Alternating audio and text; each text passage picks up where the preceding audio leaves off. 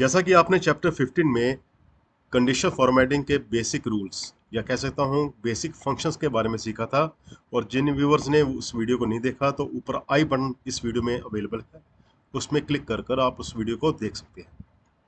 तो आज हम, जैसा कि आपको थंबनेल से पता चल गया है, चैप्टर 16 में क्या सीखेंगे? हाउ टू हाईलाइट सेल्स, रो और कॉलम्स। तो इसके लिए हम कुछ फार्मूले अप्लाई करेंगे, तभी इसको हम क्या कह रहे हैं, एडवांस्ड कंडीशनल फॉर्मेटिंग। इस तरह हमारे पास एक सेट है, यहाँ पर सैलरी टारगेट 30,000 और ये एम्प्लॉयज़ की लिस्ट है, और मेरी रिक्वायरमेंट ये है कि जिन एम्प्लॉयज़ की लिस्ट 30,000 से मतलब सैलरी जो ऊपर है वो यहाँ पर सेल हाईलाइट हो जाए। अगर हम सिंपल फार्मूला लगाते हैं तो आप यहाँ देख सकते हैं, यहाँ पर मैं लगाया equal to this one, equal to this salary, this salary का मतलब E4 सेक्शन जो हमारा, this value greater than this. Simple सा फंडा है। अगर मैं ये लगाकर एंटर लगाता हूं तो आप देखेंगे यहाँ ट्रू आया, इसका मतलब ये सैलरी 30,000 से ऊपर है। बट यहाँ पर एक बात ध्यान रखनी है आपने, अगर मैं इसको नीचे ड्रैग करता हूँ तो आप देखेंगे सभी यहाँ पर, ये देखें यहाँ ट्रू आ गया, यहाँ फॉल्स, यहाँ फॉल्स, यहाँ फॉल्स, यहाँ फॉल्स, जो कि गलत है। यहाँ भी ट्रू आना चाहिए था, ये देखें, क्योंकि यहाँ पर जो वैल्यू ये वाली है, सभी वैल्यू 3 की 3 वैल्यू, और यहाँ पर ये भी वैल्यू 30,000 से ऊपर है। बट यहाँ फॉल्स क्यों आया? क्योंकि हमने यहाँ पर जब एड्रेस दिया है, ये देखें, यहाँ पर D1 मैंने फ्रीज नहीं किया, मुझे इस वैल्यू को फ्रीज करना पड़ेगा, इसको कांस्टेंट रखना पड़ेगा पहले। तो उसके लिए हमने पहले में वीडियोस बनाई है मैंने कि यहाँ पर फ्रीज करने के लिए डी वैल्यू को F4 की प्रेस करनी है आपने। F4 से क्या होगा, ये सेल जब हम रेंज ड्रैग करेंगे तो ये कांस्टेंट रहेगा। ये देखें, अभी मैंने ड्रैग नहीं किया तो आप देख सकते हैं कि अगर मैं यहाँ पर आता हूँ तो ये D2 बन जाता है, तो इसका मतलब D2 में कोई वैल्यू है ही नहीं यहाँ पर, और आगे D3 बन जाता है, वो तो डिपार्टमेंट लिखा है, तो सो दिस इज रॉन्ग, ये सारे गलत है। तो यहाँ पर मैंने फ्रीज किया, इससे क्या होगा, जब ट्रैक करेंगे जो हमें आउटपुट चाहिए वो सही है। जहां जहां ट्रू आ रहा है वो वैल्यू हमारी 30,000 से ऊपर है। So this is the formula. But इसका कंडीशनल फॉर्मेट से क्या संबंध है? आपने जस्ट ऐसा ही करना है, ये जो फार्मूला लगा ना, इसको कॉपी कर लिया, इसको कॉपी, कंट्रोल C। कॉपी करने के बाद ये देखें, मैं यहाँ पर इस एरिया को सिलेक्ट कर लेता हूँ। यहाँ से यहाँ पर हमने वो जो रिक्वायरमेंट थी हमारी 30,000 से ऊपर जहाँ सैलरी है, उस सेल को हमने हाईलाइट करना है पर्टिकुलर कलर से। तो इसको पहले सिलेक्ट कर लें आप। कंडीशनल फॉर्मेटिंग में यहाँ न्यू रूल ऑप्शन आ रही है। ओके, न्यू रूल में जाकर आपने यहाँ लास्ट जो यूज है formula to determine which cells to format, तो यहाँ मैं वो पेस्ट कर रहा हूँ, वही फार्मूला मैंने यहाँ पेस्ट कर दिया, देख सकते हैं। तो अपनी तरफ से मैं एक पर्टिकुलर कलर दे रहा हूँ, ये लो, यहाँ फिल कर देते हैं कुछ भी कलर, यहाँ ग्रीन कलर कर लेते हैं, ओके कर लेते हैं, और ओके ओके करते ही आप देखेंगे जो जहाँ जहाँ वो वैल्यू ट्रू थी वहाँ पर सेल्स हाईलाइट हो चुके, हमारी जो रिक्वायरमेंट थी वो अकॉर्डिंग टू दिस पूरी हो चुकी है।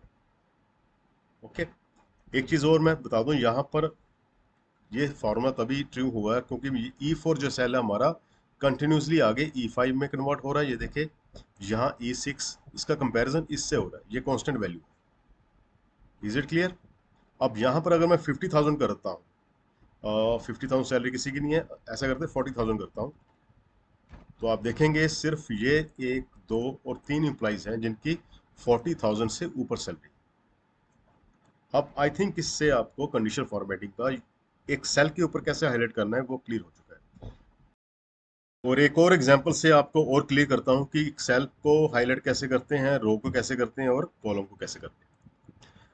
जिस तरह ये मैंने एक रिक्वायरमेंट बनाई है यहाँ पर, हाईलाइट सेल ओनली, तो इस ये डेटाबेस हमारे पास, यहाँ पर जो डिपार्टमेंट मार्केटिंग है ना, ये जस्ट यहाँ पर जहाँ जहाँ पर मार्केटिंग है वो हाईलाइट हो जाए। तो उसके लिए क्या करना है, हमने पहले ये डिपार्टमेंट वाला सेक्शन इसको सेलेक्ट कर लेना है, कंडीशनल फॉर्मेटिंग में न्यू रूल में जाना है जिस तरह पहले किया था हमने, और यहाँ पर क्या है, वही ऑप्शन यूज अ फार्मूला।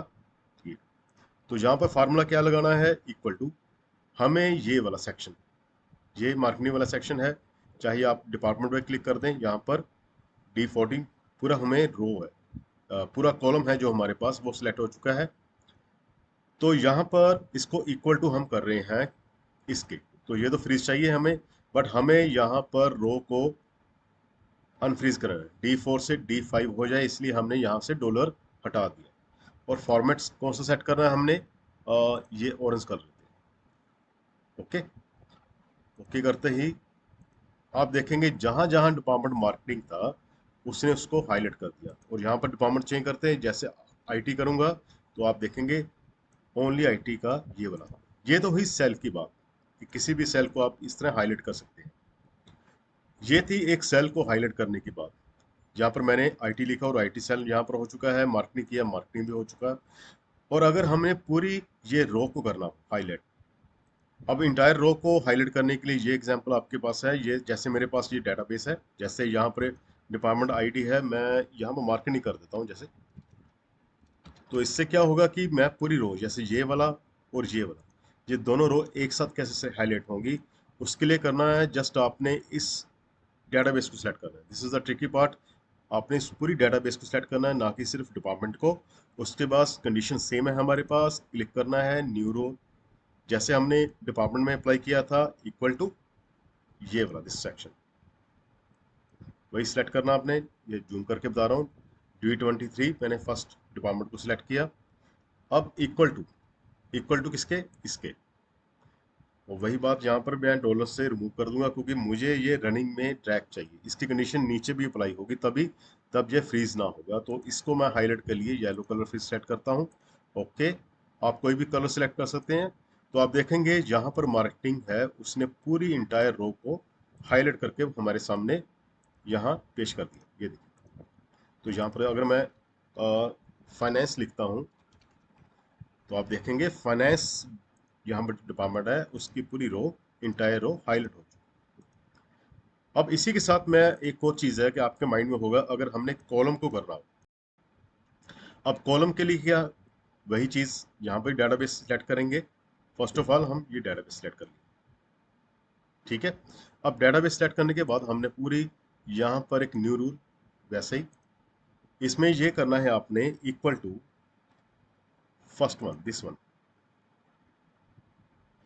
और इक्वल टू दिस वन। अब इसमें एक चीज ध्यान रखनी है, क्योंकि यहाँ पर मैं बी जो आगे डॉलर लगाया है इसको मैं हटा दूंगा। पहले क्या करते थे, हमने ये जो 40 के या कोई भी रो का नंबर था उसके सामने हम इसको रिमूव करते थे, क्योंकि नीचे को ड्रैग करके 41 42 इस तरह हमें आना था, क्योंकि ड्रैग करके फंक्शन होना था। यहाँ पर हमने बी को किया है अनफ्रीज, क्यों, क्योंकि बी के बाद मैं सी के बाद डी, इस यहाँ पर बात कॉलम की हो रही है। आपको थोड़ा सा अभी मैं अप्लाई करता हूँ, फिर मैं क्लियर करता हूँ कैसा हो रहा है ये एग्जीक्यूट। ये वैल्यू तो कांस्टेंट है, इसके बारे में आपको पता है। यहाँ पर फॉर्मेट सेट किया मैंने, इसका कलर हम ब्लू कर लेते हैं, और यहाँ पर मैं ओके करता हूँ, और ओके। तो आप देखेंगे जो कॉलम उसने नेम सर्च किया है, तो उसने नेम वाले कॉलम को हाईलाइट कर दिया। और वही बात आ रही है, अगर मेरा बी कांस्टेंट होता तो सी को रीड ना करता, तो उस बी के आगे मैंने वो अनफ्रीज किया था। जैसे कि ये फार्मूले में आप देख सकते हैं, मैनेज रूल, यहाँ पर देखें, तो मैंने यहाँ पर मैनेज रूल में जाता हूँ, आप देख सकते हैं ये वाला फार्मूला हमारा, ये देखिए। तो यहाँ मैं दोबारा से रिपीट करता हूँ, मैंने बी के आगे डॉलर को रिमूव इसलिए किया क्योंकि अगला कॉलम उसने तभी रीड करेगा अगर बी को अनफ्रीज करेंगे। तो सी को रीड किया उसने, उसने इस कंडीशन को, इसको, इसके वैल्यू इक्वल जब तक नहीं मिलती उसने उसको फाइंड आउट करना है। तो अगर मैं यहाँ पर सैलरी लिखूंगा तो वो सैलरी वाले कॉलम को हाईलाइट कर देगा, क्योंकि मैंने यहाँ पर आपको पहले ही बताया था कि मैंने बी को कांस्टेंट नहीं किया। अगर बी कांस्टेंट कर देता तो वहां पर फर्स्ट रेस्ट में ही वो फ्रीज हो जाता। तो वो आगे सी को डी को तभी रीड कर रहा है क्योंकि उसको वहां पर अनफ्रीज किया गया। अब इसी के साथ अगर मैंने दो कंडीशन अप्लाई करनी है कि मैं चाहता हूं डिपार्टमेंट फाइनेंस और कॉलम नेम दोनों हाईलाइट हो, तो फर्स्ट ऑफ ऑल हम क्या करते हैं, जो ट्रेडिशनल फार्मूला लगाया था हमने पूरी इंटायर रो को सिलेक्ट करने के लिए, हम उस डिपार्टमेंट वाला जो सेक्शन है फाइनेंस वाला, उसकी पूरी रो को सिलेक्ट करेंगे। जैसे ये और ये और ये तीन है। तो उसके लिए डेटाबेस पूरी हम यहाँ पर सेट करेंगे टेबल को। उसके बाद न्यू रूल में हम वही जो पहले अप्लाई किया था हमने, इक्वल टू, यहाँ पर डिपार्टमेंट की बात हो रही है, डिपार्टमेंट को सिलेक्ट करूंगा मैं। ये देखें D58 है हमारा address, equal to this one. तो यहाँ पर हमने रो को अनफ्रीज करना है, तो यहाँ से डॉलर रिमूव कर देंगे। ओके, और इसको कलर पर्टिकुलर दे देते हैं हम, जिस तरह ये वाला कलर देते हैं। ओके, तो हमारी जो रिक्वायरमेंट थी वो तो पूरी होगी। फाइनेंस रो वाली ये तो रिक्वायरमेंट ये वाली हमारी पूरी हो चुकी है। पर इसी के साथ अगर सेकंड कंडीशन हमने लगानी है तो उसके लिए वैसे ही करेंगे, सिलेक्ट करेंगे। यहाँ पर जो नेम कॉलम है या कोई भी कॉलम हो वो अपने आप सिलेक्ट हो जाएगा। उसके लिए वही जो मैंने पहले कॉलम में लगाया था आपने करना है। यहाँ पर मैनेज रूल में जाऊंगा, एक रूल मेरा अप्लाई हो चुका है, ठीक है। ये पहले रूल, इसको मैं डिलीट करता हूँ। पहले वाले रूल को एक न्यू रूल अप्लाई करना है हमने। यहाँ पर यूज फार्मूला लगाना है आपने। वही बात यहाँ पर आपने कॉलम को सिलेक्ट कर लेना है, इक्वल टू, अब कॉलम की बात हो रही है उसका नेम। यहाँ पर उसको नेम कॉलम अगर सर्च होगा इस कॉलम में BCDE, तो वो अपने आप उसको हाईलाइट कर देगा। तो ये तभी करेगा अगर इसको मैं फ्लेक्सिबल रखूंगा, फ्रीज ना करूंगा। तो इसको डॉलर को हम रिमूव कर देंगे। तो इसका कलर हम इसका ग्रीन दे देते हैं। ओके, ओके करते आप देखेंगे यहाँ पर अप्लाई करते ही यहाँ पर वही डिपार्टमेंट फाइनेंस वाला भी सिलेक्टर हो पूरा, और कॉलम नेम वाला भी सिलेक्ट हो चुका है। यहाँ पर अगर मैं सैलरी लिखूंगा तो वो सैलरी कॉलम पे आ जाएगा, और अगर मैं डिपार्टमेंट लिखूंगा तो वो डिपार्टमेंट कॉलम में शिफ्ट हो जाएगा। आई होप इस वीडियो में आपको मैंने जो सिखाया है वो आपको क्लियर हो चुका है।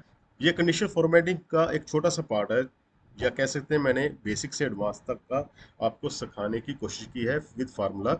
अभी यहाँ पर चैप्टर क्लोज नहीं हुआ, क्योंकि चैप्टर 17 में हम एडवांस कंडीशन फॉर्मेटिंग के एक नए रूल के बारे में और सीखेंगे। एक नए फार्मूले के थ्रू हम किस तरह एक पर्टिकुलर वैल्यू को हाईलाइट कर सकते हैं। तो मिलते हैं नेक्स्ट चैप्टर में। जो नए व्यूवर्स हैं इस चैनल को सब्सक्राइब कराएं, ताकि आपको बिगिनर्स से एडवांस तक के कोर्स को ईजिली आप सीख सकें। तो मिलते हैं नेक्स्ट चैप्टर में। Thank you.